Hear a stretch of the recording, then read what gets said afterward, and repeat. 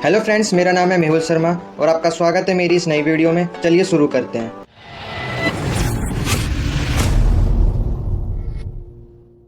दोस्तों, आज हम करने वाले हैं मेडिवल सोसाइटी। ये बीए प्रोग्राम और बीए ऑनर्स के लिए है। तो इसमें 3 यूनिट है और हर यूनिट में दो लेसन है, यानी टोटल हमारे 6 लेसन है।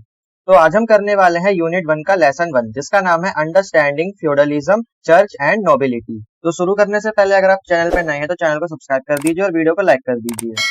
और अगर आपको पीडीएफ चाहिए तो आपको हिंदी और इंग्लिश दोनों में मिल जाएगी मेरे टेलीग्राम चैनल पर। तो चलिए शुरू करते हैं। तो देखिए, सबसे पहले हम समझेंगे फ्यूडलिज्म को। फ्यूडलिज्म का मतलब होता है सामंतवाद। तो देखिए, फ्यूडलिज्म यानी सामंतवाद क्या होता है। ये एक टाइप का ऐसा सिस्टम होता है जिसमें क्या होता है कि जो राजा होता है ना किसी भी स्टेट का, वो क्या करता है, अपने एक छोटे छोटे जो मंत्री होते हैं ना उनको अपॉइंट करता है। इन मंत्रियों को फ्यूडल लॉर्ड्स बोलते हैं। तो इन लॉर्ड्स को क्या करता है, वो कुछ जमीनें दे देता है जिसपे वो हुकूमत करते हैं, राज करते हैं। तो जो राजा है, राजा के नीचे क्या जाते हैं, फ्यूडल लॉर्ड्स। तो राजा क्या इनमें अपनी जमीन बांट देता है। फिर जो फ्यूडल लॉर्ड्स होते हैं ना, ये उस जमीन पर खेती करवाते हैं किसी मजदूरों से, है ना, जो लेबर्स वगैरह होती है उनसे मजदूरी करवाती है। फिर जो भी फायदा होता है ना, ये सारे जो फ्यूडल लॉर्ड्स होते हैं राजा को टैक्स देते हैं। तो जो पूरा सिस्टम है ना, इसी को बोलते हैं फ्यूडलिज्म। तो देखिए, जो फ्यूडलिज्म एक सोशल, इकोनॉमिक और एक पॉलिटिकल इंस्टीट्यूशन है। किस पे बेस है, हायरार्की और एलिगेंस और इंटरडिपेंडेंस।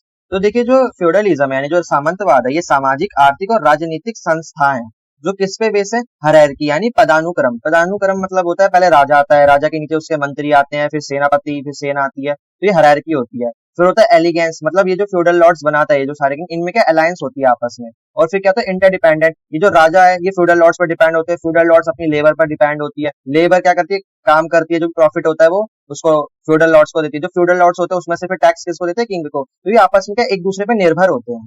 तो ये जो पूरा सिस्टम है यही है फ्यूडलिज्म यानी सामंतवाद। अब देखिए, जो फ्यूडलिज्म है इसका सबसे ज्यादा विस्तार मेडिवल वर्ल्ड में हुआ। तो ये जो मेडिवल पीरियड है ना, ये 7th सेंचुरी से 12th सेंचुरी तक का माना जाता है। तो यहाँ पे क्या हुआ कि ये जो फ्यूडलिज्म था इसका सबसे ज्यादा विस्तार हुआ। जो राजा थे ना अपनी सारी जमीन किसको, फ्यूडल लॉर्ड्स में बांट दिया करते थे। तो जो मेडिवल वर्ल्ड है कहाँ तक है, 7th से लेके 12th सेंचुरी तक। तो इसमें जो फेडरलिज्म यानी सामंतवाद है इसका बहुत ही ज्यादा विस्तार हुआ। और देखिए, जो फेडरलिज्म है यानी सामंतवाद की कोई भी यूनिवर्सल डेफिनेशन नहीं है। क्यों नहीं है, क्योंकि ये वक्त के साथ साथ, है ना, और सर्कमस्टांसेस, जो सिचुएशन है उसके साथ साथ चेंज होती रहती है इसकी डेफिनेशन। इसकी कोई फिक्स डेफिनेशन नहीं है जो पूरे वर्ल्ड पर लागू हो। जैसे कि आज के टाइम पे आप देख सकते हैं, आज के टाइम में सामंतवाद है क्योंकि आज के टाइम में राजा ही नहीं है, तो वो अपनी जमीन किसमें बांटेगा। लेकिन कुछ देशों में राजा है, कुछ देशों में राजा नहीं है। अब हम देखेंगे यूरोपियन एंड इंडियन फ्यूडलिज्म। मतलब यूरोप के टाइम पे, यूरोप में मतलब मेडिवल वर्ल्ड में यूरोप के टाइम में कैसा सामंतवाद था और उस टाइम पे इंडिया में क्या चल रहा था। अब देखिए, कई सारे स्कॉलर्स हैं जिनके बीच में डिबेट होती रहती है फ्यूडलिज्म को लेकर यूरोप में। उसमें डिबेट होती रहती है, सब जो स्कॉलर होते हैं ना वो अपनी अपनी राय देते हैं कि ऐसे डेवलपमेंट हुआ होगा, ऐसे फ्यूडलिज्म का जन्म हुआ होगा। सबकी अलग अलग थ्योरी होती है। लेकिन देखिए, सबसे ज्यादा किस स्कॉलर की मानी जाती है, जर्मन स्कॉलर की, जिसका नाम था ब्रूनर। तो देखिए, ब्रूनर ने हमें क्या बताया। उससे पहले आपको ये पता होना चाहिए कि उस टाइम पे जो सारी जमीन थी ना वो चर्च के पास होती थी और जो एरिस्टोक्रेट थे ना उनके पास हुआ करती थी। तो ये चर्च क्या होते थे, जो चर्च के पादरी वगैरह होते थे, ये सारी उनके पास जमीन हुआ करती थी। जो एक तो राजा के पास हुआ करती थी और दूसरा चर्च के पास हुआ करती थी, और बाकी जो एरिस्टोक्रेट, वहां के जो एलिट लोग थे यानी जो अमीर लोग थे उनके पास हुआ करती थी। तो ये सारी जमीन, तो ऐसे में क्या हुआ कि जमीन क्या है उसकी कमी होने लगी। फिर देखिए, राजा को क्या करना था, अपनी सेना बढ़ानी थी, है ना, अपने जो घुड़सवार है उनके लिए भी जमीन चाहिए थी। तो उन्होंने क्या करा कि चर्च से और जो बड़े बड़े एरिस्टोक्रेट थे उनसे जमीन लेना शुरू कर दिया। चर्च से जमीन ली, जो बड़े बड़े अमीर लोग थे उनसे जमीन ली राजा ने। फिर राजा ने क्या करा, इन जमीनों को अपने सेनापतियों में बांट दिया, है ना, जो सेनापति थे, जितने भी फ्यूडल लॉर्ड्स थे उनमें जमीन को बांट दिया। और जो भी मिलिट्री के जो बड़े बड़े ऑफिसर्स होते थे ना उनको लैंड दे दिया। तो मतलब उस टाइम पे कैसे पेमेंट की जाती थी, जो भी बड़े बड़े जो ऑफिसर्स होते थे ना उनको लैंड पेमेंट के तौर पर दी जाती थी। और देखिए, जब लैंड को ग्रांट किया जाता था यानी जब जमीन दी जाती थी उसको क्या बोलते थे, फिफ्स, यानी जमीन को देना। तो जो ब्रूनर थे उन्होंने यही बताया कि जो शुरुआत थी ना फ्यूडलिज्म की कहाँ से हुई, क्योंकि सेना हमें आनी थी, है ना, सारी जमीन चर्च के पास और जो बड़े बड़े लोग थे उनके पास थी। तो फ्यूडलिज्म की जो शुरुआत थी वो यहीं से हुई। उन्होंने, राजा ने क्या करा, उनसे जमीन खींची, मतलब ली, और अपने जो मिलिट्री ऑफिसर्स थी उनको उनमें बांट दिया। अब देखिए, हमने देख लिया कि यूरोप में जो फ्यूडलिज्म है उसकी शुरुआत कैसे हुई। अब हम देखेंगे इंडिया में क्या सीन था। अब देखिए, इंडिया में भी कई स्कॉलर्स के बीच में डिबेट होती रहती है। अब उनमें देखिए, इन स्कॉलर्स में सबसे ज्यादा किसकी मानी जाती है, B N Datta, D D Kosambi, R S Sharma. तो ये सारे स्कॉलर्स थे जिन्होंने अपनी थ्योरी दी। तो इन सबने बताया कि जो भारत में जो फ्यूडलिज्म है उसका डेवलपमेंट कैसे हुआ। लेकिन देखिए, जो आर एस शर्मा थे उन्होंने जो अपना मॉडल दिया था ना कि फ्यूडलिज्म इंडिया में कैसे अराइज हुआ, तो उसकी बहुत ही आलोचना हुई, क्रिटिसिज्म हुआ। किसके द्वारा हुआ, डीसी सिरसर। उन्होंने अपना खुद का एक मॉडल सजेस्ट किया था जो था लैंडलॉर्डिज्म, जिसको हिंदी में बोलते हैं जमींदारवाद। तो आपने ये वर्ड तो सुना ही होगा, जमींदार। तो जमींदार कौन होता है, जिनके पास बहुत सारी जमीनें होती हैं। अब देखिए, इंडिया और यूरोपियन फेडरलिज्म के बीच में क्या अंतर था। वहां पे सर्फडॉम नहीं था। सर्फडॉम होता है भूदासता, यानी भूमि पे जो लोग जबरदस्ती काम करवाते हैं ना, दास जो दास दासियां होते हैं, लेबर होते हैं, उनसे काम करवाते हैं। तो जो यूरोप में था वो क्या करते थे, जो फ्यूडल लॉर्ड्स होते थे, जो वो अपनी जमीन पे जो लेबर्स होते थे उनसे जबरदस्ती काम करवाते थे। मतलब जो लेबर है ना वो काम छोड़कर कहीं और भी नहीं जा सकती थी, अगर काम छोड़कर वो चली जाती थी तो उनको मार दिया जाता था। तो लेकिन इंडिया में ऐसा नहीं था। इंडिया के जो जमींदार थे ना वो इनको क्या देते थे, लोन वगैरह देते थे, उसके बदले में वो जमीन पे काम करवाते थे। और अगर जब वो जमीन, वो जो लेबर्स होती थी उनका जब वो हो जाता था, लोन वगैरह पूरा हो जाता था, और अगर वो नहीं चाहते थे कि हम जमीन पे काम करें तो कहीं और भी जा सकते थे काम करने के लिए। तो ये अंतर है दोनों में, है ना। इंडिया में क्या था कि जो लेबर्स थी वो कहीं और भी जा सकती थी, लेकिन यूरोप में ऐसा नहीं था। जो फ्यूडल लॉर्ड्स थे वो उनको मार देते थे अगर वो कहीं कहीं और चले जाते थे काम करने के लिए। अब देखिए इंडिया में जो जमीनें दी जाती थी, किनको दी जाती थी, जो ब्राह्मण्स होते थे, जो टेम्पल्स होते थे, मंदिरों के लिए जमीन दी जाती थी, जो मोनेस्ट्रीज होती थी यानी जो आश्रम वगैरह थे उनके लिए जमीन दी जाती थी, और जो मिलिट्री सर्विस थी ना उनके लिए जमीन को प्रोवाइड किया जाता था। लेकिन देखिए आपने यूरोप में क्या देखा, वहां पे क्या थे, सारी जो जमीन थी चर्च के पास और एरिस्टोक्रेट्स के पास थी, जो बड़े बड़े अमीर लोग थे, और राजा को क्या करना पड़ता, उनसे जमीन को छीनना पड़ा था। लेकिन इंडिया में ऐसा नहीं था। यहाँ पे जमीन ब्राह्मणों को गिफ्ट में दी जाती थी, दान दिया जाता था, टेम्पलों को दिया जाता था, मंदिरों जो आश्रम वगैरह थे उनको दिया जाता था, और बदले में जो मिलिट्री थी ना उनको भी जमीनें दी जाती थी। ये नहीं कि ब्राह्मणों से छीनकर मिलिट्री को दे दी, यहाँ पे इंडिया में ऐसा नहीं होता था। तो देखिए सबसे पहले जो मिलिट्री थी ना उसको जमीन दी जाती थी, फिर जो जमीन बच जाती थी ना उनको फिर दान में दिया जाता था। लेकिन यूरोप में उल्टा था, वहां पे पहले चर्च को दी जाती थी जमीनें, फिर चर्च से छीनकर फिर मिलिट्री को दी गई थी। और देखिए आज के टाइम में जो फेडरलिज्म है ना वो किस पे डिपेंड करता है, स्टेट फॉर्मेशन पे, कि मतलब किसको कितनी जमीन दी जाएगी। फिर वर्निकुलेशन कल्चर पे डिपेंड करता है। तो वर्निकुलेशन कल्चर वो संस्कृति होती है जो भाषा से उत्पन्न होती है ना, जो अलग अलग भाषाएं बोलते हैं, जैसे कि कोई उर्दू बोलता है, कोई हिंदी बोलता है, कोई मराठी बोलता है, उनसे उत्पन्न होने वाले कल्चर, तो उनके उन पे भी डिपेंड करता है कि किसको कितनी जमीन दी जाएगी। ये फ्यूडलिज्म इन सब पे डिपेंड करता है, और जो सेंट्रलाइज एम्पायर उस पर डिपेंड करता है। अब हमारा अगला टॉपिक है transition from slavery to feudalism. यानी जब यूरोप में जो फ्यूडलिज्म चल रहा था तो जो गुलाम थे ना वो इसमें कैसे इन्वॉल्व हुए। अब देखिए अगर हम एंशिएंट सोसाइटी की बात करें, यानी पुराने टाइम में, प्राचीन टाइम में जो दास प्रथा थी ना ये पहले से ही विख्यात थी। यानी पुराने टाइम से जो गुलाम है ना वो काम करते हुए आ रहे थे अपने मालिक के लिए।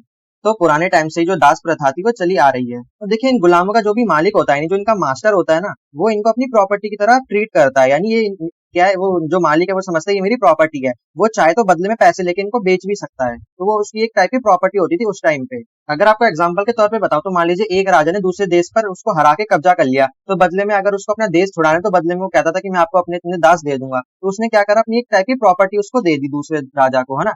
तो दास क्या थे उस टाइम पे, प्रॉपर्टी का काम करते थे। अब देखिए जो दास प्रथा थी ना हर सिविलाइजेशन में अलग अलग टाइप से ना वो उभरी, यानी राइज हुई। हर सिविलाइजेशन में अलग अलग सिस्टम चलता था। लेकिन देखिए जो ग्रीको रोमन सोसाइटी थी, सबसे ज्यादा जो प्रोडक्शन था ना दास प्रथा का यहीं से हुआ। मतलब ग्रीको रोमन सोसाइटी को माना जाता है कि इन्होंने सबसे ज्यादा जो दास प्रथा थी ना यहाँ पर मानी जाती है कि यहाँ पे चलती थी। ये बदले में इसको प्रॉपर्टी समझते थे, जो भी अपना लेन देन करते थे वो अपने दासों को एक दूसरे को देकर किया करते थे। और साथ ही जो सोसाइटी थी ना ये दासों को प्रोडक्शन करती थी, मतलब दूसरे जो सिविलाइजेशन थी वहां पे इनको भेजा जाता था काम करने के लिए। तो मतलब ये प्रोडक्शन करती थी, जैसे हम सामान का प्रोडक्शन करते थे दूसरी जगह भेजते थे, तो ये गुलामों को इकट्ठा करते थे फिर उनको दूसरी जगह भेजते थे और बदले में पैसे देते थे।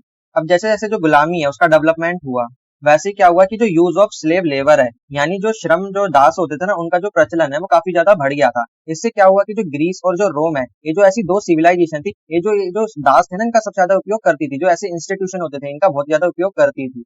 क्योंकि जो स्लेव्स होते थे या जो दास होते थे, जो गुलाम होते थे, ये अपने मास्टर को सरप्लस जनरेट करके देते थे। सरप्लस क्या होता है, मुनाफा यानी फायदा। ये क्या करते थे, जो बहुत सारे उन दासों से गुलामों से काम करवाते थे और काफी ज्यादा फायदा जनरेट करते थे। अब देखिए सेल्फ डॉम मैंने आपको ऊपर ही बताया भूदास था। ऐसे दास जो जमीन पे काम करते थे, खेती वगैरह करते थे, वो वाली लेबर, तो उनको क्या बोलते थे, सेल्फ डॉम। अब देखिए जो सेल्फ डॉम था ये इंटरमीडिएट स्टेज के रूप में उभरा, यानी बीच का रास्ते के रूप में निकला। किसके बीच में, एक तो एंशिएंट स्लेवरी यानी प्राचीन गुलामी, और the free wage labour of industrial capitalism, यानी ऐसी मजदूरी यानी ऐसी लेबर जो फ्री में काम करती है इंडस्ट्री के लिए।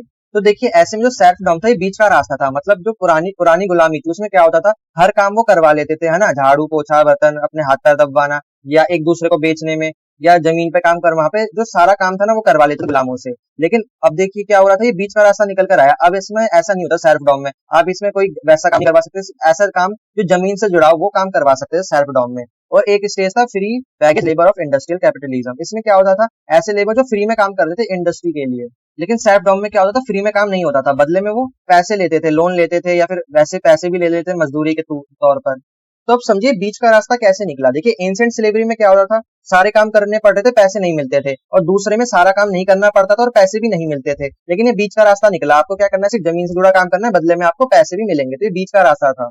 अब देखिए इन पीसेंट सोसाइटी यानी ऐसी सोसाइटी जो किसानों की होती थी, फार्मर्स की होती थी, तो वहाँ पे जो एग्रीकल्चर यानी जो खेती वगैरह थी वहाँ पे क्या थी, मेन थी, मतलब प्राइमरी थी। तो ऐसे में क्या होता था, जो ऐसे लोग होते थे जो खेती पे ऐसे काम करते थे, जो लेबर होती थी ना, जो खेतों में काम करती थी, उनका बहुत ही ज्यादा यूज किया जाता था उस टाइम पे। और ये जो लेबर थी ना, अपने मालिक को सरप्लस जनरेट करके देती थी। अब ये जो मालिक थे कौन होते थे, लैंडलॉर्ड होते थे, जमींदार होते थे, और जिनके पास पॉलिटिकल पावर होती थी। अब देखिए जो स्लेवरी थी यानी जो गुलामी थी, वो सेल्फ डॉम यानी भू दास्ता में एकदम से चेंज नहीं हुई। इसका जो पूरा प्रोसेस था ना, वो बहुत लंबा था, है ना, थोड़ा थोड़ा करके ये इसमें चेंजेस आते रहे, और जब जाके ये सेल्फ डॉम यानी भू दास्ता में चेंज हुई। तो मतलब अगर आप आज के टाइम में देखेंगे तो आप आज के टाइम में आपको सेल्फ डॉम दिखने को मिलेगा, यानी आपको ऐसी लेबर मिलेगी जो आपके जमीन पर काम करेगी, बदले में आपसे पैसे लेगी। लेकिन आज के टाइम में आपको गुलाम नहीं मिलेंगे, स्लेव नहीं मिलेंगे। तो अब देखिए जो ट्रांसफॉर्मेशन है हुआ कैसे। रोमन एम्पायर में क्या हुआ कि जब रोमन एम्पायर ने जो टेरिटरी है उसको जीतना कम कर दिया, है ना, जब वो कम जीत पा रही थी, ज्यादा क्षेत्र नहीं जीत पा रही थी, तो ऐसे में क्या हुआ कि जो स्लेव का जो सप्लाई होता था, यानी जो दास को एक जगह से दूसरी जगह भेजा जाता था, उसमें कमी आने लगी। क्योंकि देखिए जो रोमन एम्पायर था ना, वो धीरे धीरे छोटा होता जा रहा था, उसकी टेरिटरी उसके हाथ से जा रही थी। तो ऐसे में क्या हुआ कि जो लिमिटेड जो जो गुलाम थे ना, वो लिमिटेड हो गए, उनकी संख्या बहुत ही कम हो गई। और ऐसे में क्या करा रोमन एम्पायर ने, ये जो बच गए थे ना, जो स्लेव जो गुलाम बच गए थे, उनको फिर लेबर के ऊपर काम करना उनसे शुरू करवाया गया, मतलब अब उनको पैसे दिए जाते थे काम करने के लिए। और धीरे धीरे क्या हुआ कि जो व्यापार होता था ना गुलामों का, धीरे धीरे ये भी खत्म हो गया। अब गुलाम को एक दूसरे से दूसरी जगह नहीं भेजा जाता था, ये जो पूरी दास प्रथा थी ये खत्म हो गई। और अगर आज के टाइम में देखें तो आज के टाइम में जो स्लेव है वो होते ही नहीं है, आज के टाइम में लेबर होती हैं, सेल्फ डॉम होते हैं, जो पैसे लेकर काम करते हैं। अब हमारा अगला टॉपिक है चर्च एंड नोबिलिटी। तो पहला टॉपिक है क्रिश्चियनिटी। तो देखिए decentralised and highly organised structure, इसका मतलब क्या होता है कि पहले उस टाइम पे क्या होता था, डिसेंट्रलाइजेशन होता था, यानी सारी पावर बांटी जाती थी, किसमें, एक तो चर्च में और दूसरा राजा के पास। तो ये जो दो लोग होते थे ना, इनके पास आधी आधी पावर बटी हुई होती थी। मतलब देखिए जो चर्च है ना, उसके पास ये पावर होती थी कि वो राजा के काम में इंटरफेयर कर सकता था। राजा अगर कोई भी डिसीजन देता है तो चर्च उसको बदल भी सकता था। और उस टाइम पे जो चर्च होता था ना, वो राजा से सुप्रीम होता था, यानी पहले नंबर पे चर्च आता था, फिर उसके बाद राजा आता था। अब देखिए जो चर्च होता था ना, उसका पूरा जो ऑर्गेनाइजेशनल स्ट्रक्चर कैसा होता था। तो देखिए सबसे पहले तो डीसीएस, डीसीएस मतलब होता है प्रांत, जैसे हमारे यहाँ प्रांत होता है या प्रदेश होता है ना, तो वहां पर उनको डीसीएस बोला जाता है। और बिशप्स, जो बिशप्स होते थे ना, ये वहां के मतलब जो चर्च के जो जो मेन लोग होते थे ना, उनको बिशप्स बोला जाता था। और फिर आता है प्रीस्ट, यानी जो जिसको हम पोप भी बोलते हैं, जो वहां का पुजारी होता था, पुजारी, फिर उसके जो खास लोग होते थे चर्च के जो मेन लोग, और फिर जो प्रांत होता था। तो ये सारा उसका क्या था, चर्च का एक ऑर्गेनाइजेशनल स्ट्रक्चर था। और वो देखिए गवर्नेंस और एडमिनिस्ट्रेशन, इस पे इफेक्ट डालता था कौन, चर्च। चर्च का प्रभाव किस पे था, एडमिनिस्ट्रेशन पे, प्रशासन पे था, और गवर्नमेंट पे भी था। सारे डिसीजन इनसे पूछ के लिए जाते थे, किंग अपनी मर्जी से कोई भी डिसीजन नहीं ले सकता, पहले उसको इन जो पुजारी होता था ना चर्च से, उससे एडवाइस लेनी पड़ती थी। और देखिए डिसेंट्रलाइजेशन की वजह से, मतलब पावर किसमें आधी आधी बटी हुई थी ना, तो चर्च के पास भी बहुत सारी पावर होती थी। तो इसकी वजह से क्या हुआ, जो ईसाई धर्म था ना, क्रिश्चियनिटी थी, वो बहुत ही जल्दी से स्प्रेड हो गई पूरे यूरोप में। तो देखिए पहला कारण था decentralised and highly organised structure, तो ये इसका पहला कारण था जिसकी वजह से जो क्रिश्चियनिटी है वो स्प्रेड हो पाई। अब देखिए दूसरा कारण क्या था, फ्लेक्सिबिलिटी इन डिफाइनिंग सोशल स्टेटस। इसका मतलब ये कि जो ईसाई धर्म था, जो क्रिश्चियनिटी थी, वो काफी ज्यादा फ्लेक्सिबल थी, और जितनी भी सोशल स्टेटस यानी जो सामाजिक जितनी भी स्थितियां थी, जितने भी मुद्दे थे, उन पे ये आसानी से क्या है, सबको परिभाषित करती थी। तो देखिए जो क्रिश्चियनिटी थी, इसका जो फ्रेमवर्क था वो काफी ज्यादा फ्लेक्सिबल था, और जितनी भी सामाजिक परिस्थितियां थी, अपने जो भी फॉलोवर्स थे उनको आसानी से डिफाइन कर सकती थी। और देखिए फ्लेक्सिबल होने के कारण इसमें कोई भी बैकग्राउंड के लोग आ सकते थे, चाहे वो स्लेव ही क्यों ना, यानी जो दास थे, गुलाम थे, वो भी इसके ज्वाइन कर सकते थे, उनका भी स्वागत था। और जो सामान्य लोग थे, अलग जैसे ट्रेडर्स हो गए, बिजनेसमैन हो गए, जो बड़े बड़े लोग हो गए, जो सामान्य कॉमन लोग भी हो गए, तो जितने भी लोग थे सारे उनका वेलकम किया जाता था, मतलब सब लोग इसमें जुड़ सकते थे, और सबको समान तौर पर उनके साथ बिहेव किया जाता था, सबको इक्वली ट्रीट किया जाता था। अगला है क्लैरिटी ऑफ डॉक्ट्रिन। तो डॉक्ट्रिन का मतलब होता है सिद्धांत। तो जो ईसाई धर्म के जो भी सिद्धांत है या जो भी उनकी प्रिंसिपल्स है, वो काफी ज्यादा क्लियर थे, जो लोगों को आसानी से पहुंच सकते थे, लोगों को आसानी से जो भी सिद्धांत है समझ में आ रहे थे। इसकी वजह से क्या हुआ कि जो लोग है वो ईसाई धर्म से जुड़ते गए। अगला है spread through trade, exchange and military interactions. अब देखिए यूरोप में क्या था, ट्रेड बहुत ज्यादा होता था, है ना, एक देश से दूसरे देश, वैसे ही जो आप लोग देखेंगे बहुत छोटे छोटे देश हैं, तो उसमें जो ट्रेड था वो भी काफी ज्यादा होता था। तो इसकी वजह से क्या हुआ, जो ईसाई धर्म था ना, एक जगह से दूसरी जगह पे उसका बहुत ही ज्यादा विस्तार हुआ, स्प्रेड हुआ। जैसे ट्रेड हुआ, जो जो लोग थे वो दूसरे देश में जाएंगे तो अपना कल्चर भी साथ में ले जाएंगे, है ना, काफी ज्यादा एक्सचेंज होता था। और जो मिलिट्री इंटरेक्शन होता था ना, एक मिलिट्री दूसरी मिलिट्री के साथ समझौता वगैरह करती थी, तो उससे भी क्या हुआ कि जो ईसाई धर्म है, क्रिश्चियनिटी है, वो बहुत ज्यादा स्प्रेड हुई। और अगला कारण है emergence of separate group and schism. अब देखिए क्या हुआ कि जो क्रिश्चियनिटी थी वो इतनी ज्यादा फैल गई कि अब उसमें फूट पड़ने लगी। जो सीसम का मतलब है फूट पड़ना, तो अब फूट पड़ने से क्या हुआ, सारे अलग अलग हो गए, है ना, जो क्रिश्चियनिटी आपस में बट गई, सबके अलग अलग चर्च होने लगे। अब देखिए जैसे कि जो वेस्ट है ना, वहाँ पे जितनी भी लैटिन चर्च थी, उनको उनको कौन कंट्रोल करता था? रोमन कैथोलिक चर्च और ग्रीक चर्च। तो इनके अंडर ये सारी चर्चेज आती थी। और अगर हम ईस्ट की बात करें तो वहाँ की जितनी भी चर्च थी वो ऑर्थोडॉक्स चर्च में आती थी। तो इनका देखिए जितना भी ट्रेडिशन था ना वो सारा अलग अलग था ईस्ट और वेस्ट वालों का, और जितनी भी प्रैक्टिस थी वो भी अलग अलग थी। तो ये जो चर्च थे ना, जो क्रिश्चियनिटी थी, आपस में बट गई थी। अगला टॉपिक है हमारा मोनेस्टिसिज्म, जिसे हिंदी में बोलते हैं मठवाद। मतलब देखिए सबसे पहले समझिए कि ये वर्ड आया कहाँ से। आपने सुना होगा मोनेस्ट्रीज। मोनेस्ट्रीज को बोलते हैं आश्रम या मठ बोलते हैं, जहाँ पे साधु संत अपनी तपस्या वगैरह करते हैं, जहाँ पे लोग रहते हैं ना, जो साधु संत होते हैं, तो उनको मोनेस्ट्रीज कहा जाता है। तो वहां से ये वर्ड आया मोनेस्टिसिज्म, यानी मठवाद। कि मतलब जो ये मोनेस्टिसिज्म है ना, इसकी शुरुआत कैसे हुई? सबसे पहले जो मोनेस्ट्रीज की कहाँ बनना स्टार्ट हुई, कि दो संत हुआ करते थे, एक तो संत बासिल और संत बेनेडिक्ट। तो इन दोनों जो ये दो संत थे ना, इनका सबसे ज्यादा योगदान था इस मोनेस्टिसिज्म को अराइज करने में, डेवलप करने में। तो क्रिश्चियनिटी में जो मोनेस्टिसिज्म है उसका डेवलपमेंट करने में इन दोनों का हाथ था। तो देखिए जो संत बासिल थे उन्होंने सांप्रदायिक जीवन और तपस्या में जोर दिया। मतलब उन्होंने बताया कि लोगों को कैसे रहना चाहिए, उनका लाइफस्टाइल कैसा होना चाहिए और तपस्या कैसे करनी चाहिए। वहीं पर जो संत बेनेडिक्ट थे उन्होंने अपने रूल्स दिए। उन रूल्स की वजह से उन्होंने लोगों को गाइड करा कि जो मठ है ना वो वहां पर रहते कैसे हैं। तो वेस्ट में उन्होंने बताया, जो वेस्ट में जो मोनेस्टिक लाइफ है ना, उनके लिए गाइडलाइंस उन्होंने जारी करी। अब देखिए जो मोनेस्टिसिज्म है ना, इसका जो मेन डेवलपमेंट है वो 7th सेंचुरी में हुआ, क्योंकि 7th सेंचुरी से 12th सेंचुरी ये पूरा क्या था, मेडिवल पीरियड था ना, मेडिवल सोसाइटी का पीरियड था। तो यहीं पर जो मोनेस्टिसिज्म है इसका डेवलपमेंट हुआ। तो 7th सेंचुरी मोनेस्टिसिज्म के डेवलपमेंट के लिए काफी ज्यादा इंपॉर्टेंट थी। और इसी सेंचुरी में कई सारे जो न्यू मोनेस्टिक कम्युनिटी थी ना, उनका रूरल एरिया में स्टैब्लिशमेंट हुआ। अब हम देखेंगे लोकेशन ऑफ मोनेस्ट्रीज। तो देखिए अगर आप वर्ल्ड मैप देखेंगे तो वहाँ पे जो साउथ स्पेन है ना, वहाँ पे हमें कई सारी ऐसी सिटीज मिली है जहाँ पे मोनेस्ट्रीज हुआ करती थी। जैसे गोल हो गया, गोल भी एक वो देश है। और नॉर्थ इटली, जो इटली का जो नॉर्थ पार्ट है, वहाँ पे भी कई सारी मोनेस्ट्रीज मिली है। तो देखिए इन इन एरिया में तो मिली है, लेकिन ये जो मोनेस्ट्रीज थी ना पूरे यूरोप के पार्टों में फैली हुई थी, ये कहीं एक जगह नहीं मिली है, पूरे यूरोप में हमें मोनेस्ट्रीज मिली है। अब देखिए क्रिश्चियनिटी यानी ईसाई धर्म को फैलाने में मोनेस्ट्रीज का काफी ज्यादा इंपॉर्टेंट रोल था। तो देखिए ये जो मोनेस्ट्रीज थी, इनका ना मेन रोल क्या था कि ये जो ईसाई धर्म के जितनी भी प्रिंसिपल्स थे और जितने भी वो स्क्रिप्चर्स थे, उनको ट्रांसलेट करना, लोगों को उनके बारे में ज्ञान देना, एजुकेट करना। तो ये जो मोनेस्ट्रीज थी ना, ईसाई धर्म को फैलाने में इनका बहुत ज्यादा इंपॉर्टेंट रोल था। ये जितने भी ईसाई धर्म के प्रिंसिपल थे, लोगों को समझाते थे और मैन्युस्क्रिप्ट्स में लिख कर देते थे, है ना, लिखकर समझाते थे, लिखना समझाते थे, बोलकर समझाते थे और उनको एजुकेट करते थे। अब हम देखेंगे आइडियोलॉजी ऑफ क्रिश्चियन किंगशिप, यानी ऐसे राजा जो ईसाई हुआ करते थे, उनकी आइडियोलॉजी यानी उनकी विचारधारा कैसी थी। तो देखिए उस टाइम पे क्या था, बाइजेंटीन एम्पायर था, ये वहां का एम्पायर था उस टाइम का, मेडिवल सोसाइटी का। तो उस एम्पायर से जो पॉप ग्रिगोरी थे, उन्होंने इंडिपेंडेंस दिलाई चर्चों को जो वेस्ट में थे। तो वेस्ट के जितने भी चर्च थे ना, उनको जो ग्रिगोरी थे, उन्होंने किससे फ्रीडम दिलवाई? बाइजेंटीन एम्पायर से। फिर उन्होंने जब उनको इंडिपेंडेंस दिलाई तो उन्होंने एक शेप दी, एक किंगशिप, जो क्रिश्चियन किंगशिप थी ना, उसको एक आइडियोलॉजी के लिए शेप दी। तो देखिए जो पेपल अथॉरिटी थी, पेपल अथॉरिटी का मतलब होता है ऐसी पावर और ऐसी मतलब लीडरशिप जो पॉप के द्वारा होती है। जो वहां का जो चर्च का प्रीस्ट होता है, जिसको पॉप बोलते हैं, उसकी अथॉरिटी। तो उसको किस सिग्निफिकेंट मिली, एक पॉलिटिकल सपोर्ट मिला वेस्ट में। उसकी वजह से क्या हुआ कि जो एंग्लो सेक्शन थे ना, उनका कन्वर्जन कर दिया गया किसमें? क्रिश्चियनिटी में। तो देखिए जो एंग्लो सेक्शन है ना, ये क्या होता है कि जो एंग्लो यानी जो ब्रिटिश के जो लोग होते थे ना, जो इंग्लैंड के जो लोग होते थे, उनको एंग्लो बोला जाता था। और सेक्शन वो होते थे जर्मनी से, जो ऐसे लोग जो माइग्रेट होकर इंग्लैंड चले गए, उन लोगों को सेक्शन बोला जाता था। तो इन एंग्लो सेक्शन लोगों को कन्वर्ट कर दिया जाता था क्रिश्चियन में, क्रिश्चियनिटी में। तो आप इंग्लैंड के जितने भी लोग देते हैं जो अभी क्रिश्चियन है, वो सब कन्वर्ट करवाए गए हैं। तो आपको अब समझ आ गया, ग्रिगोरी एक पॉप था चर्च का, जिसने क्या करा, एक एम्पायर से एम्पायर को हराकर एक अपनी किंगशिप स्थापित करी। फिर उसको क्या, एक पॉलिटिकल सपोर्ट मिला, जिसकी वजह से उसने कन्वर्जन स्टार्ट कर दिया।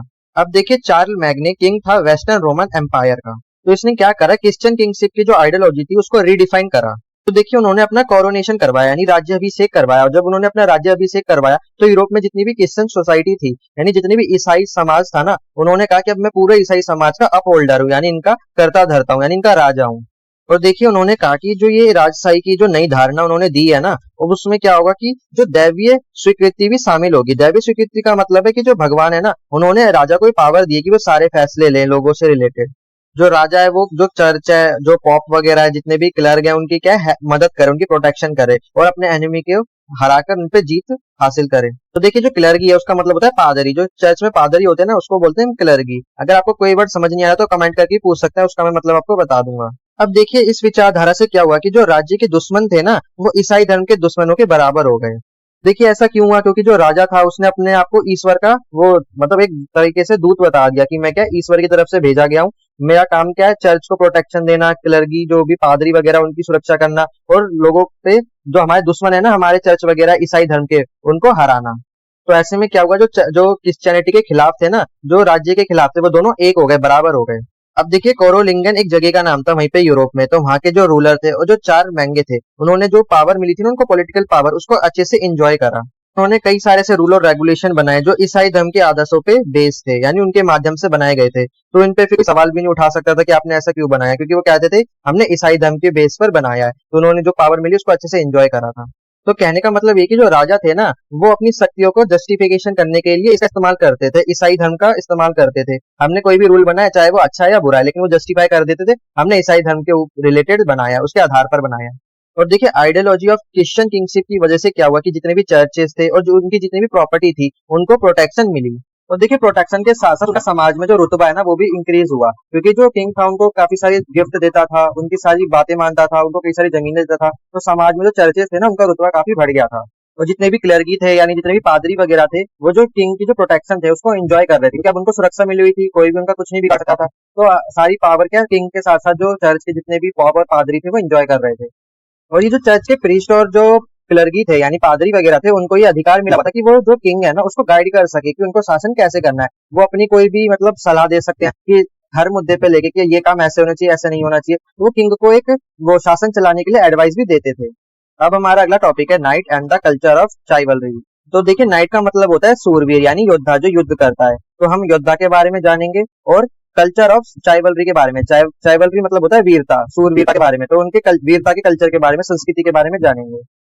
अब देखिए मेडिवल पीरियड में जितने भी रिसोर्सेज हुआ करते थे, लोकल रिसोर्सेज, उन पे किसका कंट्रोल था? एरिस्टोक्रेट्स का। ये कौन होते थे? यूरोप के सबसे एलिट लोग, जो जिनके पास सबसे ज्यादा पैसा होता था, पावर हुआ करती थी, जो जिनके पास सबसे ज्यादा जमीनें हुआ करती थी, तो उनको एरिस्टोक्रेट बोला जाता था। तो इनका पूरा कंट्रोल हुआ करता था वहां के लोकल रिसोर्सेज पे, जैसे कि पानी हो गया, जमीनें हो गई, जितने भी जंगल से जो लकड़ियां वगैरह आती है, फॉरेस्ट वगैरह हो गए, उन पे इन्हीं का कंट्रोल हुआ करता था। और देखिए जो एरिस्टोक्रेट थे ना, इनको कुछ टाइटल्स मिले हुए थे, जैसे कि काउंट्स, ड्यूक्स और अर्ल्स। सबसे पहले जो सबसे ऊपर होते थे वो ड्यूक्स हुआ करते थे। जो सबसे पहले कौन था? राजा हुआ करता, यानी जो मुनाज था ना, जिसकी तानाशाही चलती थी। फिर उसके बाद कौन आते थे? ड्यूक्स आते थे। ये भी एरिस्टोक्रेट थे, इनका काम था बाकी के एरिस्टोक्रेट को टाइटल देना। ये सबसे पावरफुल पोस्ट थी एरिस्टोक्रेट में। फिर ड्यूक के नीचे बाकी की पोस्ट आती थी, जैसे कि काउंट्स और अर्ल्स। और देखिए पहले क्या होता था कि जो राजा वगैरह होते थे ना, वो इनको कोई भी काम नहीं दे सकते थे, कोई काम नहीं करवा सकते थे, इनको आदेश वगैरह नहीं दे सकते थे, क्योंकि ये पहले के टाइम की बात हो रही है। इवन इसमें बताया गया है कि जो कार्लोलिंगेन, ये जो एक रूल था, मतलब एक फ्रांस का एक राजवंश था जो उस टाइम पे रूल करता था। तो इसके एम्पायर में जो एरिस्टोक्रेट थे वो कोई भी काम नहीं करते थे, ये भी बताया गया है। ये जो काम करने वाली बात है ये बाद में आई है। मतलब जो राजा हुआ करता था ना, इनको अपने एक इंस्ट्रूमेंट की तरह यूज नहीं कर सकता था, लेकिन बाद में क्या हुआ कि फिर राजा इनका यूज करने लगा। ये मैं पहले की बात कर रहा हूँ, करीब 7th सेंचुरी की। लेकिन बाद में जब 9th सेंचुरी आई, जब क्या करने लगा, राजा इनसे टैक्स वगैरह लिया करता था। लेकिन पहले के टाइम पे उसे टैक्स वगैरह कुछ नहीं लिया करता था, ना इनको कोई एडवाइस वगैरह दे सकता था। अब देखिए क्या हुआ कि जो ये एम्पायर था ना, 9th सेंचुरी में धीरे धीरे डिक्लाइन करने लगा, यानी 9th सेंचुरी आते आते ये खत्म हो चुका था ये एम्पायर। अब देखिए क्या हुआ कि एम्पायर जब खत्म हो गया तो राजा की सारी शक्तियां किनमें आ गई? उनके नीचे स्तर के लोगों में आ गई। नीचे के स्तर पे कौन थे? एरिस्टोक्रेट्स। तो ये अमीर लोग थे, इनके पास सारी पावर आ गई। फिर उन्होंने क्या करा? बड़े बड़े महल बनाना स्टार्ट कर दिए। जब इन्होंने अपने महल्स बनाए, पैलेसेस बनाए, तो इनको एक पावर ऑफ सेंटर यानी शक्ति का केंद्र बन गया। ये जो महल था ना, शक्ति का केंद्र बन गया। फिर देखिए जो एरिस्टोक्रेट थे, उन्होंने इस महल का यूज मिलिट्री को कमांड देने के लिए, लोगों को जस्टिस देने के लिए, लोगों से कलेक्ट करने के लिए, टैक्स को कलेक्ट करने के लिए, लोगों को फाइन देने के लिए इस महल का यूज करने लगे। अब देखिए जो कैनाइट होते हैं ना, वो कौन होते हैं? उनको घुड़सवार बोला जाता है, यानी ऐसे सोल्जर्स जो घोड़े पर चलते हो, है ना। तो इनको क्या करा था इन्होंने? 11th सेंचुरी में इनको नोबिलिटी का पार्ट नहीं माना जाता था। नोबिलिटी का मतलब है जो एरिस्टोक्रेट थे ना, उनका ये पार्ट नहीं थे।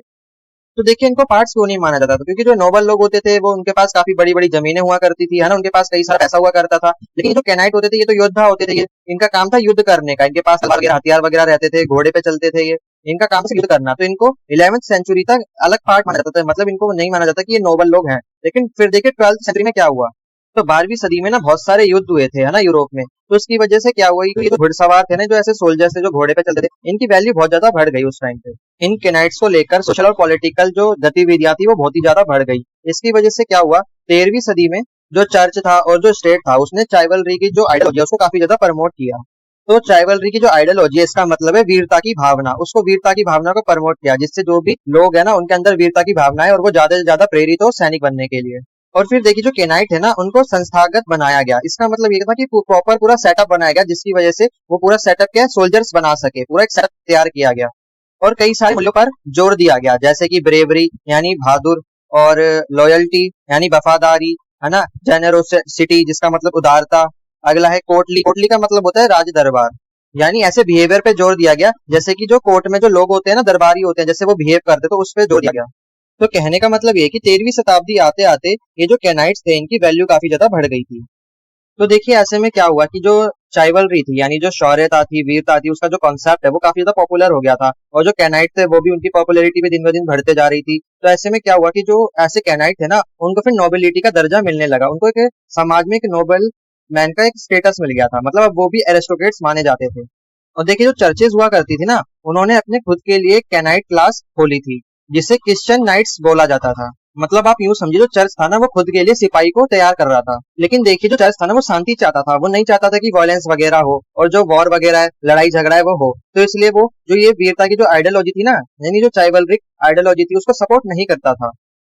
लेकिन क्या हुआ, जो पॉलिटिकल सिनेरियो है ना वो चेंज हो गया। मतलब अब पहले क्या होता था कि जो राजा हुआ करता था ना, जो क्रिश्चियन किंग हुआ करता था, वो इन चर्च को और पादरियों को सुरक्षा दिया करता था। लेकिन जैसे जैसे पॉलिटिकल सिनेरियो चेंज होता गया, वैसे जो ये जो किंग थे ना इनको सुरक्षा देना बंद कर दिया। तो ऐसे में जो चर्च था ना, जिसने अपने ये वॉरियर तैयार करे थे, फिर उनसे ये सुरक्षा मांगता था। यानी ये जो वॉरियर्स इन्हें ट्रेन करे थे ना, ये इनकी चर्च की प्रोटेक्शन करते थे। ये जो नाइट्स थे ना, ये चर्च की प्रोटेक्शन करते थे। अब हमारा अगला टॉपिक है पीसेंट एंड स्टेट। यानी पीसेंट का मतलब होता है किसान यानी फार्मर्स, और राज्य। यानी अब हम देखेंगे कि मेडिवल पीरियड में जो किसान थे और जो राज्य थे उनकी स्थिति क्या थी। तो देखिए यूरोप में क्या था, फ्यूडलिज्म था। तो वहां पे क्या था, पूरा जो सोशल स्ट्रक्चर था वो हायरार्की वाला था। यानी वहां पे जो सबसे ज्यादा ताकतवर थे कौन थे, एरिस्टोक्रेट्स। उनके पास सारा पैसा था, सारी पावर उनके पास थी। तो सारी पावर इनके पास थी। जो ये फ्यूडल लॉर्ड्स होते थे ये क्या करते थे, अपनी जमीनों पर टैक्स लेते थे। किससे, किसानों से। जो पीसेंट हुआ करते थे, जिनको सर्फ भी बोला जाता था। ये जो सर्फ होते थे ये ऐसे पीसेंट होते थे, ऐसे फार्मर होते थे जो उस लैंड से जुड़े हुए होते थे। मतलब उनमें पाबंदियां थी कि आप ये लैंड छोड़ो कहीं और नहीं जा सकते। उनसे क्या करा था, काम करवाया जाता जबरदस्ती, और उनसे टैक्स लिया जाता था। और ये जो फ्यूडल लॉर्ड्स होते ना, ये आर्मी में जो सोल्जर्स होते थे उनकी भर्ती भी करते थे। और ये जो किसान हुआ करते थे ना, ऐसे पीसेंट जो जमीन पे काम करते थे, उनपे ये अपनी राजनीतिक जो अधिकार है उसको जमाया करते थे। अब देखिए इन द फ्यूडल इकोनॉमी, जो किसान हुआ करते थे उन्होंने निर्भरता का जो रोल है उसको प्ले किया। कैसे, जो एरिस्टोक्रेट थे, बड़े बड़े जो फ्यूडल लॉर्ड्स हुआ करते थे, वो इन्हीं किसानों पे निर्भर थे, इन्हीं पे डिपेंड थे, क्योंकि ये जो किसान हुआ करते थे सरप्लस जनरेट करके देते थे।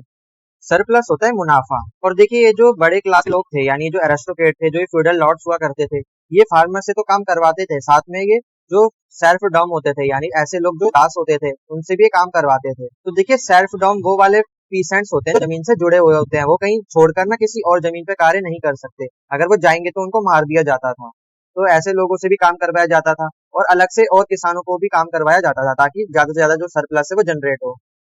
अब देखिए फ्यूडलिज्म के ना कुछ पॉलिटिकल इम्प्लीकेशन भी थे। यानी इसका जो रिजल्ट था वो क्या हुआ, डिसेंट्रलाइज्ड। यानी जो मतलब राजा की जो पावर थी ना, उसने अपनी जो ताकत थी उनको इन फ्यूडल लॉर्ड्स में बांट दिया था। जो ताकत को जब बांटते हैं ना, उसी को हम बोलते हैं डिसेंट्रलाइजेशन करना। जैसे कि अगर आपको एग्जांपल के तौर पे बताओ, तो जैसे कि आप इंडिया में देखेंगे, एक सेंट्रल गवर्नमेंट है कि स्टेट गवर्नमेंट है। यानी जो हमारी सारी ताकत है ना, दो उसमें बांटी हुई है। तो आधी ताकत सेंटर के पास है, कुछ ताकत स्टेट के पास है। तो इसी को बोलते हैं डिसेंट्रलाइजेशन ऑफ पावर। तो देखिए आधी ताकत किसके पास थी, फ्यूडल लॉर्ड्स के पास थी। तो इनके पास क्या थी, एडमिनिस्ट्रेटिव, जुडिशियल और मिलिट्री पावर थी।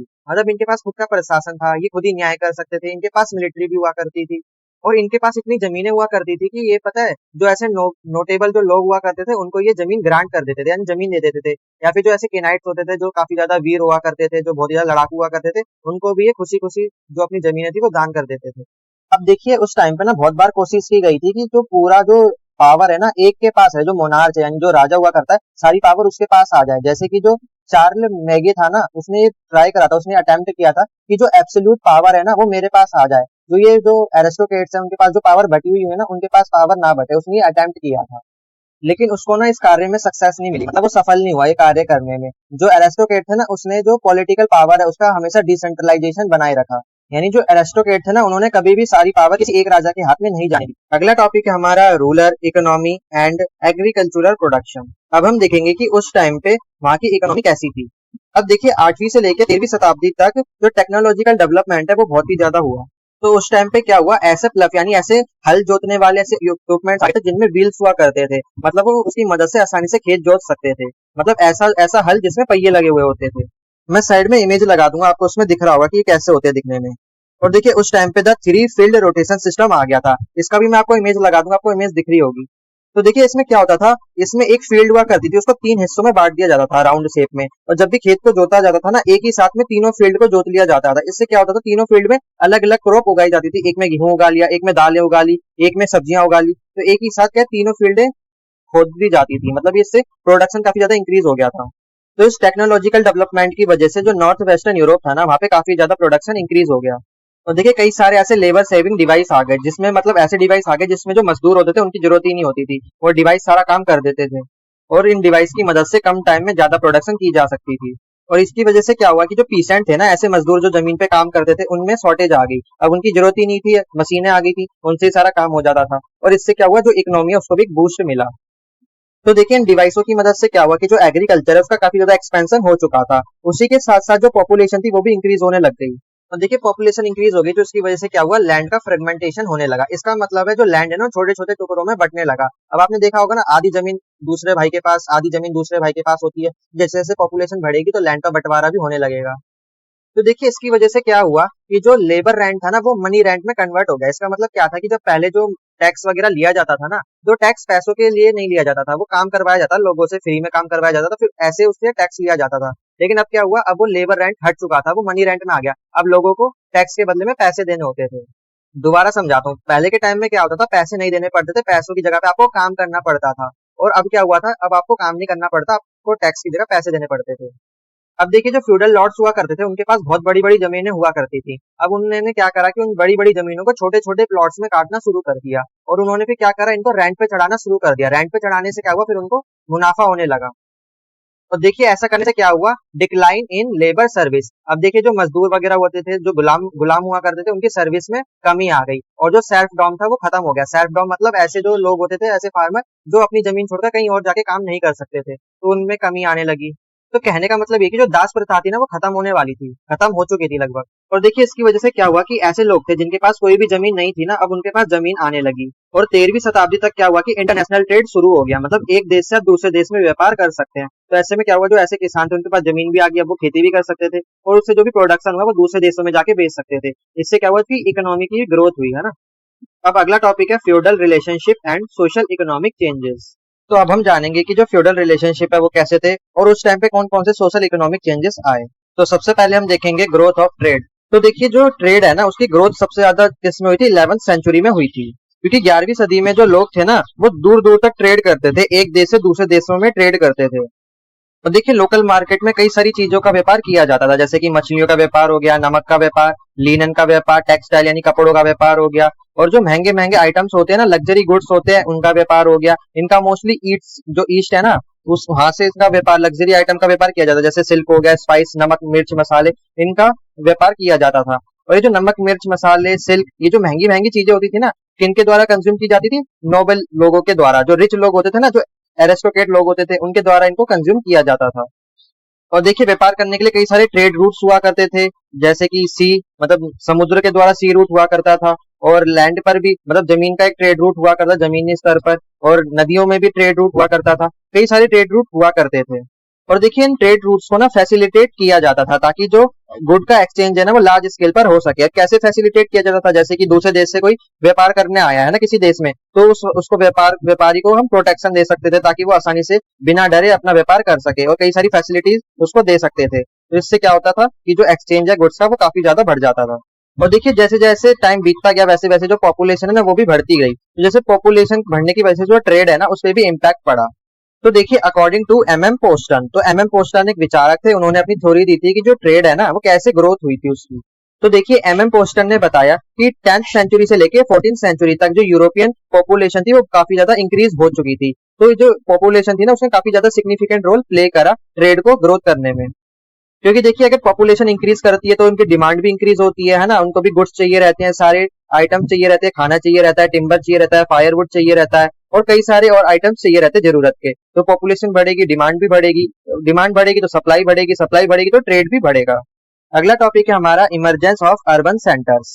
यानी देखिए अब क्या होने लगा था, जैसे जैसे टाइम बीतता जा रहा था, 14th-13th सेंचुरी आ चुकी थी, तो अर्बन सेंटर इमर्ज हो रहे थे, यानी उनका उदय हो रहा था। अर्बन का मतलब होता है शहर, मतलब बड़े बड़े शहर बसना भी स्टार्ट हो चुके थे। तो देखिए फ्यूडल यूरोप में ये जो टाउन थे और अर्बन सेंटर्स थे, इन्होंने काफी ज्यादा इंपॉर्टेंट रोल प्ले करा इसके इकोनॉमिक और सोशल स्ट्रक्चर को मेंटेन करने में। अब देखिए जितने भी टाउन्स थे और जितने भी अर्बन सेंटर्स थे ना, किस पे डिपेंड थे? रूरल एरिया पे डिपेंड थे खाने के लिए, क्योंकि सारा खाना तो खेती से ही आएगा। खेती कहाँ होती है? रूरल एरिया में होती है। तो वहां पे खाना जितना भी रॉ मटेरियल होता था वो सारा रूरल एरिया से आता था। तो ऐसे क्या हुआ कि जो अर्बन सेंटर्स थे यानी अर्बन और रूरल, इन दोनों के बीच में एक रिलेशनशिप बिल्ड हो गया। और देखिए जितने भी फ्यूडल लॉर्ड्स थे और जितने भी रिलीजियस सेंटर्स थे, मतलब जैसे कि मोनेस्ट्रीज हो गई, है ना, चर्चेज हो गए, इन्होंने क्या करा कि जो टाउन थे ना उनकी ग्रोथ में हेल्प करी, उनको काफी ज्यादा प्रमोट करा और टाउन्स को प्रोटेक्शन दी, जिससे क्या हुआ, लॉन्ग डिस्टेंस जो ट्रेड था ना वो अच्छे से बना रहा। तो देखिए प्रोटेक्शन देने से क्या हुआ, जो लॉन्ग डिस्टेंस ट्रेड थी वो तो बनी रही, साथ में काफी सारी मैन्युफैक्चरिंग एक्टिविटीज भी हुई, कई सारे आइटम जो थे अब टाउन्स में बनने लगे थे। अब देखिए जो अर्बन सेंटर की ग्रोथ हुई थी ना फ्यूडल यूरोप में, लेकिन ये हर जगह सेम नहीं था, मतलब कहीं जगह ज्यादा था, कहीं जगह कम था, बराबर नहीं था पूरी जगह पर। तो देखिए बराबर इसलिए नहीं था क्योंकि कहीं पर संख्या ज्यादा थी लोगों की, कहीं पे संख्या कम थी। अब देखिए टाउन है, शहर है, तो वहां पे क्या जनसंख्या ज्यादा होनी चाहिए। गांव में जो जनसंख्या है वो कम होती है और शहरों में जनसंख्या ज्यादा होती है। तो जहां जनसंख्या ज्यादा थी वहीं पर टाउन और शहर बनाए गए। अब देखिए नए नए जब शहर बनते हैं तो वहां पे फिर नए नए सोशल क्लासेस भी बनते हैं। तो वहां पे भी एक नई सोशल क्लास बनी जिसका नाम था बोर्गियोसिया। तो जैसे हमारे यहाँ मिडिल क्लास लोग होते हैं ना, तो वहां पे जो मिडिल क्लास लोग थे उनको ये बोर्गियोसिया बोला जाता था। लेकिन देखिए शहर बनने लगे, लोग एजुकेटेड होने लगे, लेकिन उसके बावजूद भी क्या हुआ कि जो फ्यूडल सेटअप था ना वो नहीं हटा। अब भी क्या था, समाज में जो हायरार्की बनी हुई थी, जो एरिस्टोक्रेट थे अभी भी वो पावर में थे, उनके पास अभी भी पैसा और पावर दोनों था। अब हम देखेंगे feudal crisis western and eastern Europe. अब हम देखेंगे कि वेस्टर्न यूरोप में कैसे फ्यूडल क्राइसिस थे और ईस्ट यूरोप में कैसे फ्यूडल क्राइसिस थे। तो सबसे पहले हम देखेंगे वेस्टर्न यूरोप में। तो सबसे पहले तो आप मतलब समझिए क्राइसिस होता क्या है। क्राइसिस होता है किसी भी तरीके का संकट, जैसे कि भूखमरी आ जाना या कोई डिजीजेस फैल जाना, जैसे कोरोना आया था। तो एक कोरोना क्या था? एक क्राइसिस था, एक संकट था। तो देखिए जो वेस्ट यूरोप में जो संकट आया था वो कब आया था? 14 से लेके 15 सेंचुरी में ये आया था। तो देखिए इस क्राइसिस की वजह से क्या हुआ था कि जो प्रोडक्टिविटी है ना वो कम हो गई थी, यानी जो खेती वगैरह हुआ करती थी उसमें कमी आने लगी, भूखमरी के हालत बन गए थे और नेचुरल डिजास्टर भी आ गया था, जैसे कि फेमाइन फेमाइन आ गया था, ब्लैक प्लेग आ गया था। तो फेमाइन का मतलब होता है अकाल पड़ना, यानी भुखमरी हो जाना, क्योंकि देखिए प्रोडक्टिविटी कमजोर हो गई थी, कम हो गई थी, गेहूं उग नहीं रहा था, है ना, खेती वगैरह हो नहीं रही थी, इसकी वजह से भुखमरी फैल गई। और ये जो ब्लैक प्लेग है ना, एक टाइप की बीमारी है, एक जो वायरल डिजीज है जो वायरस की वजह से होता है। और देखिए 100 सालों तक कई सारे वॉर चले थे, जिसकी वजह से कई सारे कॉन्फ्लिक्ट्स हुए थे, लड़ाई झगड़ा हुआ था और हैवी टैक्सेशन हुआ था, यानी काफी ज्यादा कर लेना लोगों से, लोगों के पास वैसे ही खाने को नहीं है फिर भी उनसे टैक्स लिया जा रहा था। और पीस एंड अनरेस्ट, यानी जो किसान थे ना उनको बिल्कुल भी आराम नहीं दिया जाता, उनके जबरदस्ती काम करवाया जा रहा था। तो ये सारे क्राइसिस वेस्टर्न यूरोप में हुए थे। अब हम देखेंगे ईस्टर्न यूरोप में क्या चल रहा था। तो देखिए ईस्टर्न यूरोप में वेस्टर्न की तुलना में क्या था, नोबल लोगों का जो डोमिनेंस है वो ज्यादा था। और देखिए जो वेस्टर्न यूरोप था ना, वहां पे जो फ्यूडल स्ट्रक्चर था वो डिक्लाइन कर रहा था, यानी जो कुलीन वर्ग था वो खत्म होते जा रहा था, जो एरिस्टोक्रेट थे ना वो खत्म होते जा रहे थे, उनकी पावर जा रही थी क्योंकि भूखमरी आ गई थी, उनके पास पैसा नहीं था, जो लोग थे उन्होंने विद्रोह करना स्टार्ट कर दिया था। तो वेस्ट में काफी क्राइसिस आ गए थे। वहीं पर ईस्टर्न यूरोप में क्या हुआ कि वहां का जो राजा था ना उसको अपनी जो सत्ता है वो बनाए रखनी थी, अपनी पावर को मेंटेन करके रखना था। तो ऐसे में वो क्या करता था, तो वहां के जो नोबल लोग हुआ करते थे, जो एरिस्टोक्रेट हुआ करते थे, उनको कई सारे गिफ्ट्स वगैरह या लैंड वगैरह दिया करता था, उनको पावर दिया करता था। और साथ ही साथ जो वहां के चर्च और जो प्रीस्ट वगैरह होते थे उनको भी वो पावर देता था ताकि उसकी सत्ता बनी रहे। तो ऐसा उसने जो सिस्टम स्टार्ट करा था ना वो पावर बांटने का, तो इसकी वजह से जो उसकी सत्ता थी यानी उसका जो शासन था वो 16th सेंचुरी तक बना रहा। लेकिन वहीं पर अगर हम वेस्ट की बात करें तो वहां पे जो ये पूरा जो सिस्टम था ना वो लुप्त हो चुका था, क्योंकि भुखमरी आ गई थी, काफी बीमारियां भी फैल गई थी, तो जो पूरा जो सेटअप था ना वो खत्म हो चुका था। तो आज के लिए बस इतना ही, यहीं पे हमारा चैप्टर खत्म होता है। आई होप मैंने आपको हर चीज अच्छे से समझाई होगी। अगर आपको कुछ भी समझ नहीं आया तो आप कमेंट करके पूछ सकते हैं, मैं आपको जरूर रिप्लाई दूंगा। और देखिए ये वीडियो हिंदी और इंग्लिश दोनों के लिए है। अगर आप हिंदी वाले स्टूडेंट है ना तो आप चिंता मत कीजिए, मैंने आपके लिए भी हिंदी में पीडीएफ डाली हुई है, आप हिंदी की पीडीएफ खोलकर मेरा ये लेक्चर सुन सकते हैं। और दोस्तों ये जो मैंने पीडीएफ बनाई है ना, ये आपकी जो ओरिजिनल पीडीएफ है ना मेडिवल सोसाइटी की, उसी से मैंने बनाई है। आपको मैंने मेन पॉइंट्स करवाए ताकि आपको आसानी से पेपर तक सारे पॉइंट्स याद रहे। तो आपको अगर ये वीडियो पसंद आई है तो आप अपने ग्रुप में और अपने दोस्तों के साथ ये वीडियो जरूर शेयर करें। तो चैनल पे नए हैं तो चैनल को सब्सक्राइब कर दीजिए, वीडियो को लाइक कर दीजिए, और अगर आपको इसकी पीडीएफ चाहिए तो आपको टेलीग्राम पर मिल जाएगी। मैं मिलता हूँ आपको इसकी नेक्स्ट वीडियो में, तब तक के लिए जय हिंद।